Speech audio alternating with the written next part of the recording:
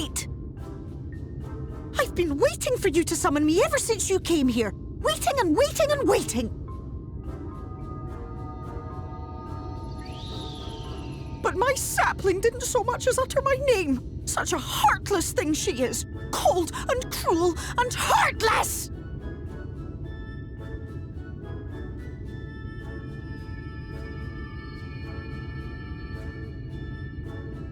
Another self-important little brat. Just what we need. Reminds me of my childhood.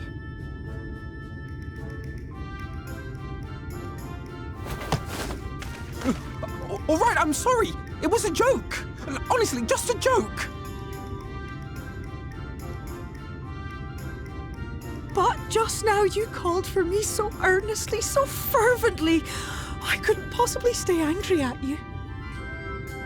Very well. As your lovely branch, I will lend you my strength.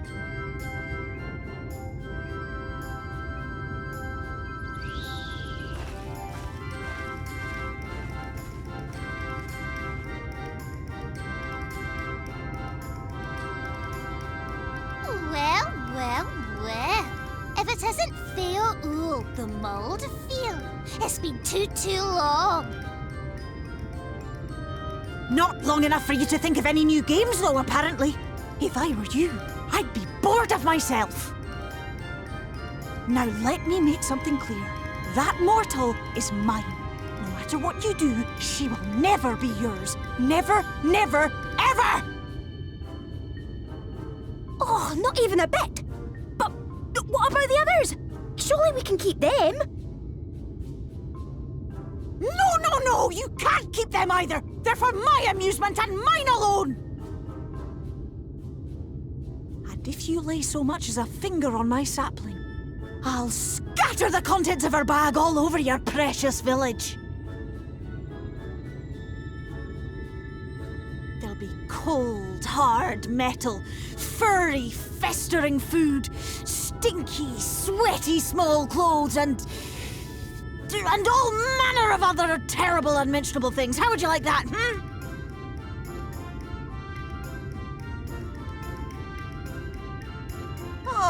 All right. But will you not at least let us play with the twins? Just while the others go and see Urianger? Aye, that's all we ask. And we promise we'll play nicely. It seems we won't be joining you.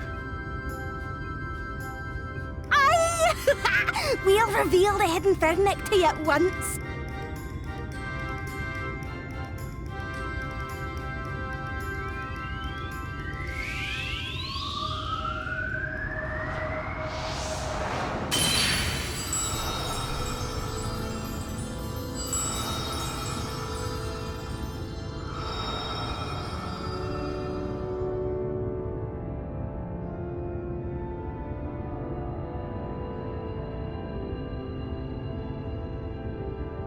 So this is the true Ilmeg.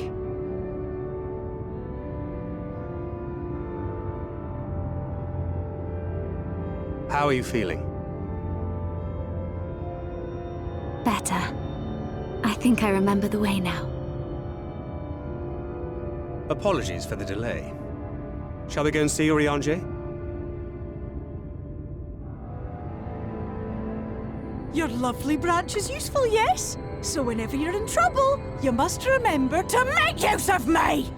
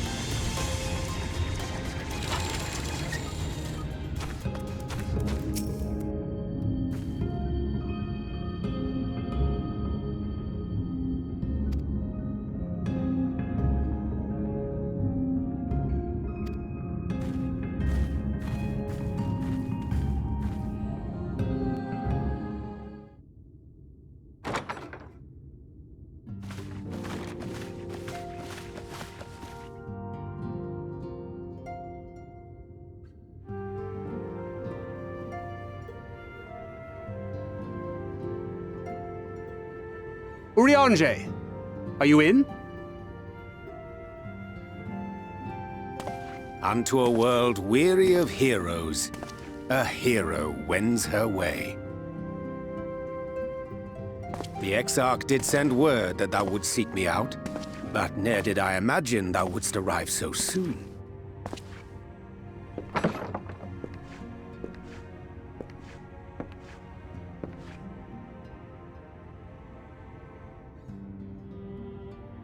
Full glad am I to see thee once more, my friend, and none the worse for thy travails.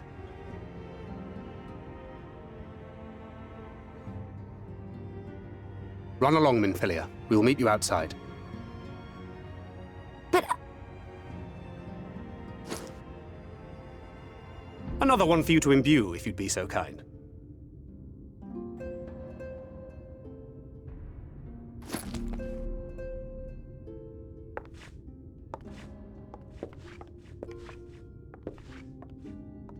I take it thou hast met with our other comrades already?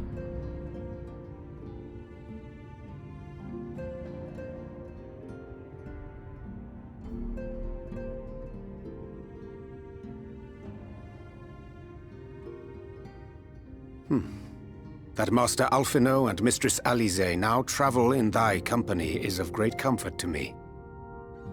As for the rest, it beginneth in earnest. The hunting of the Light Wardens, and perforce the war with Yulmore. Hark thee then to my words, and through them behold the vision that I did glimpse, that of the 8th Umbral Calamity.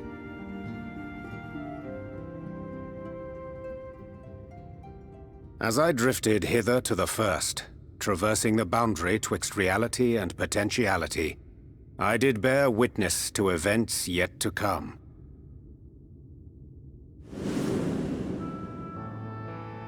There I saw the combined forces of Eorzea and the Far East offering fierce resistance to the legions of Garlemald. So fierce, in fact, that they did begin to push the enemy back.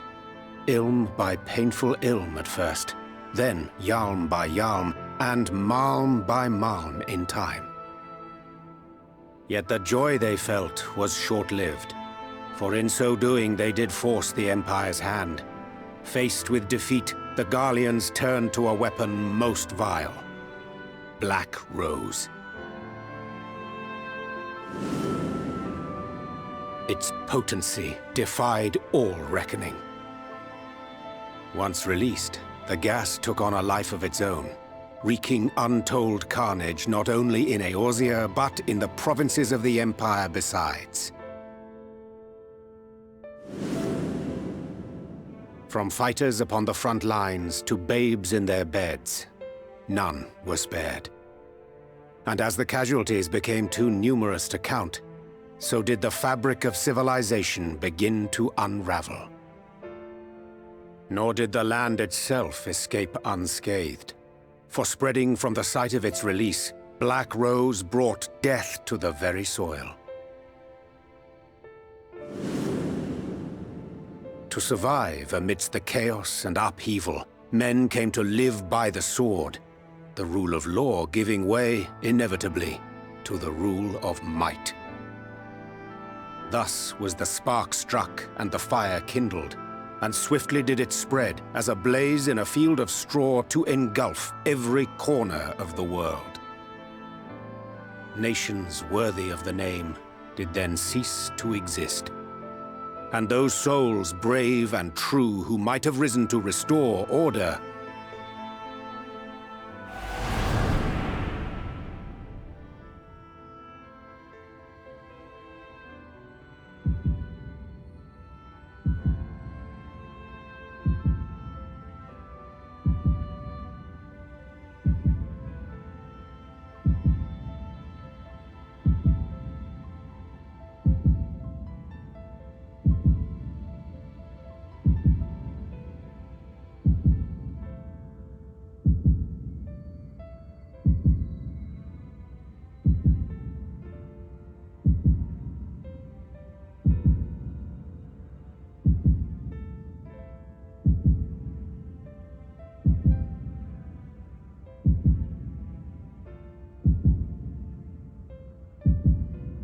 were no more. For the weapon spared not one, not even thee.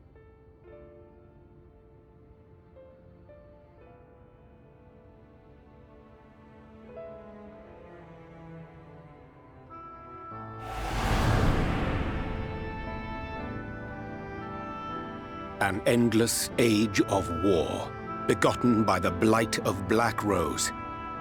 Such is the legacy of the 8th umbral calamity which I did behold.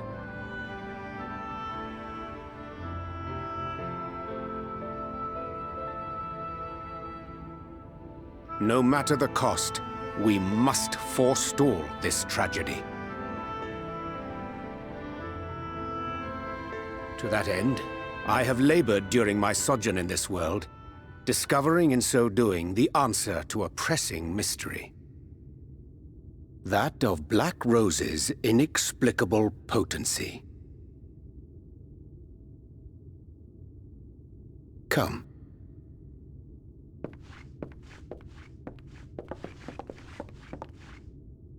Dost thou recognize yonder chart?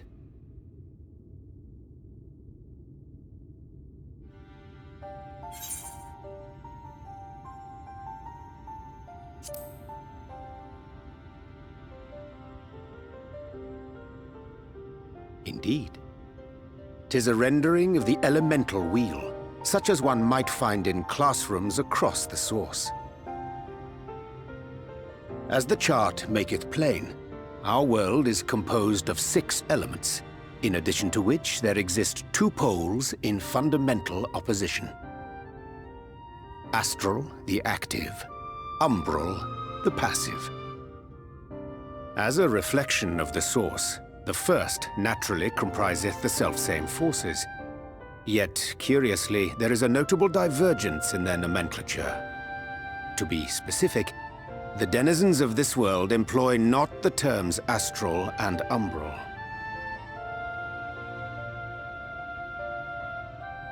Thus was I moved to inquire what names said forces had been assigned. A simple question which yielded a most unexpected answer. Upon demanding the name of the pole aligned with activity and growth, I was told that as life's myriad colors combine to produce black, the people of the first had called it darkness. At this, did my mind begin to race. Yet 'twas only when I asked what name had been given to the pole aligned with passivity that mine eyes were opened to the truth. Peace and tranquility being as purest white, unmarred by color, I was told it had been given the name of light.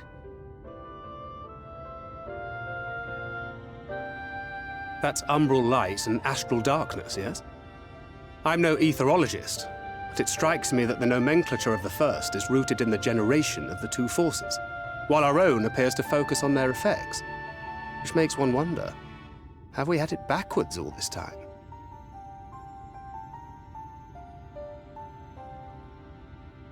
"'Tis indeed a compelling question, and one which beareth closer examination. Yet what knowledge we already possess sufficeth to explain the chain of events. The phenomenon of etheric thinning observed in the source is the consequence of light, the power of stasis, flowing in from the first to stifle the movement of ether within the land. And according to Master Alphino, Black Rose slayeth by halting the circulation of ether within living beings.